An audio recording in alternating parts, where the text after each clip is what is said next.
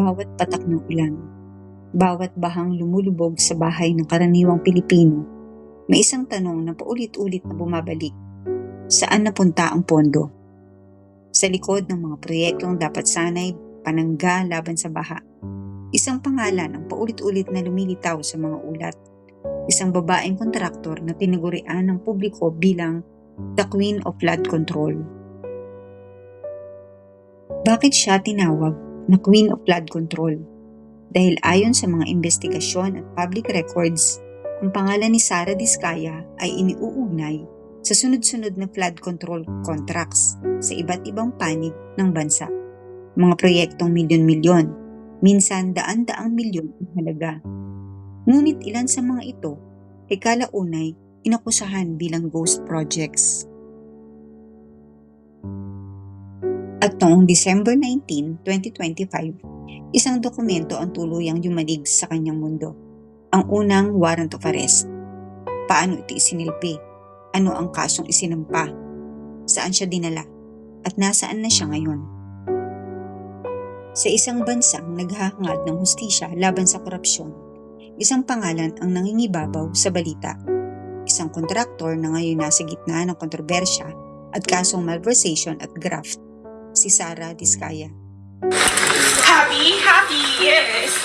Ma'am, sandali lang po. Si Sara Diskaya, ay isang kilalang government contractor na kaugnay ng ilang flood control projects sa bansa. Ang pangalan niya ay naging malaking usapin dahil sa mga anomalya sa kontrata, kabilang ang mga tinaguriang ghost projects na hindi nagawa ngunit na pagbabayaran. Oh, come Nasa on. ano yata? Bumili ka na napakamahal na kotse, di mo alam kung magkano mo binili. No, I know the price. Oh, yes. Tell us, Pero tell us.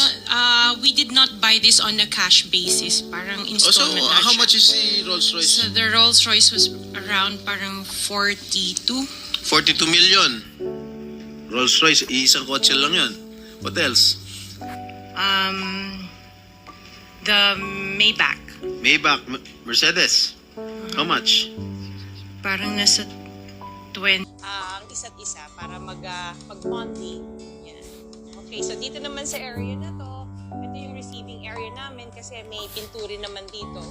Dito naghihintay yung mga bisita namin pag wala pa kami dito sa baba. So, ito yung receiving area namin. So, diretso naman tayo sa dining area namin. Ito yung aquarium namin.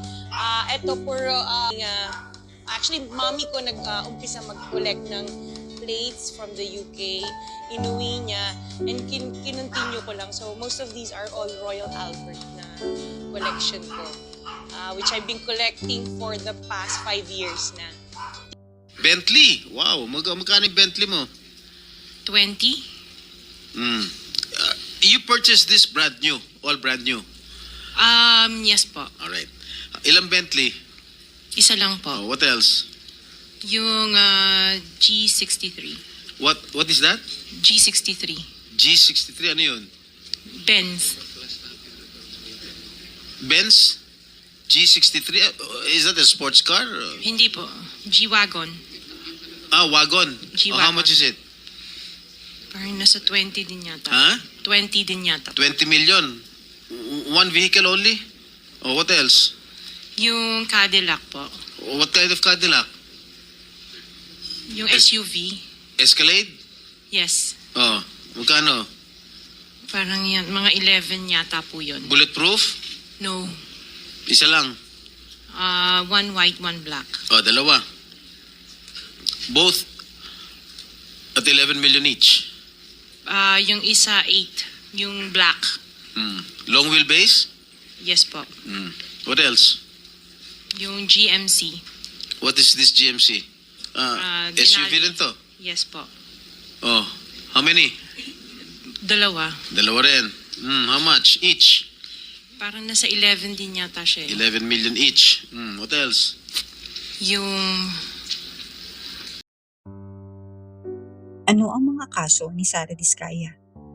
Una, malversation of public funds. Ito ay ang pagnanakaw ng pondo ng bayan.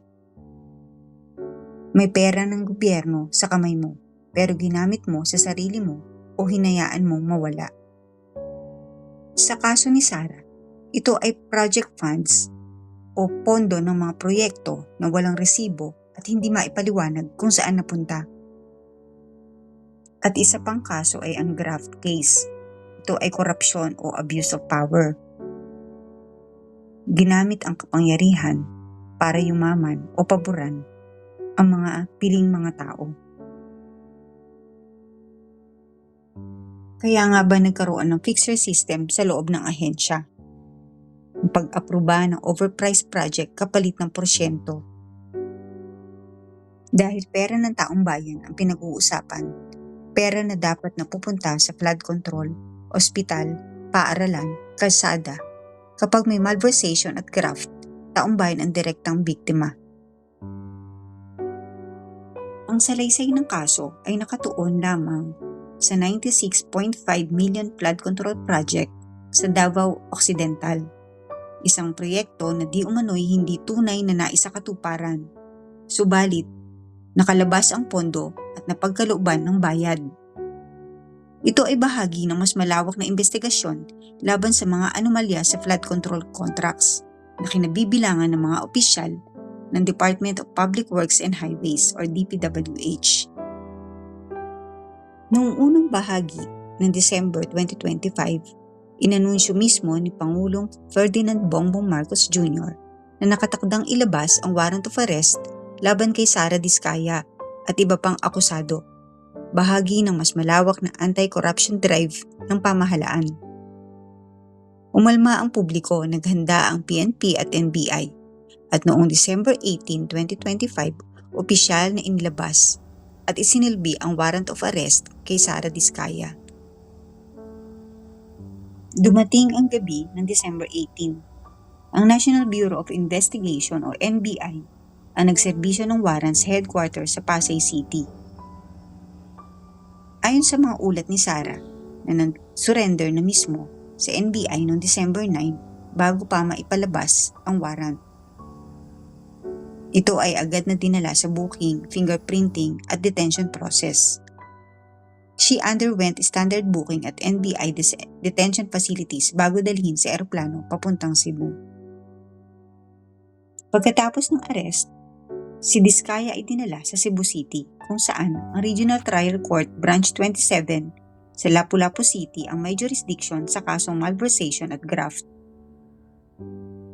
Doon, si Sara at ang 8 iba pang co-accused mula sa DPWH ay formal na ikinulong sa Lapu-Lapu City Jail habang naghihintay ng kanilang susunod na paglilitis at arraignment. Wala raw special treatment. Sila ay pinaghiwa-hiwalay sa loob ng jail ayon sa standard procedures. Sa mga sumunod na araw, lumabas ang mga footage ng pag-alis ni Diskaya papuntang Cebu, sinasabayan ng NBI escort. Nag-file sila at co-accused ng motions para maibalik sa kustodiya ng NBI habang naghahanda ng depensa. Ang issue ay hindi lang biro, ito ay bahagi ng malawakang crackdown sa anomalya sa pamahalaan at maraming mata ang nakatutok sa bawat kilos ni Sara Diskaya. Nakatakda ang arraignment sa January 13, 2026, kung saan sasalubungin niya ang mga formal na singil sa korte. Isang pangalan, isang warrant of arrest, at isang kabanata ng hustisya ng patuloy na isinusulat. Sa isang bansa na naghahangad ng transparency at responsibilidad, ang mga kasong gaya nito ay hindi lamang kwento ng isang tao. Ito ay usapin ng tiwala ng bayan. Sara Diskaya mula sa kontraktor, sa sentro ng kontrobersya, hanggang sa pagkakaharap sa batas. At habang naghihintay ang publiko sa kanyang arraignment, ang tanong ay nananatiling, makakamit kaya ang hustisya sa dulo ng prosesong ito? Habang ang bayan ay patuloy na binabaha tuwing may bagyo, ang hustisya rin ay sinusubok. Kung kaya ba nitong linisin ang sistemang matagal nang nilulunod ang sambayanan. Sa huli, ang tanong ay hindi lang kung sino ang inaresto, kundi kung sino pa ang susunod na haharap sa batas. work very hard this year. So please, palakpakan ninyo ang inyong mga sarili for a job well done ngayong taon. At doon din po sa lahat po ng mga employees namin, nagpapasalamat po kami sa inyong lahat. Kayo po ang naging hangin sa aming mga pakpak. At sana po ay magpatuloy po ang company natin at magpatuloy pa po tayong maging matagumpay.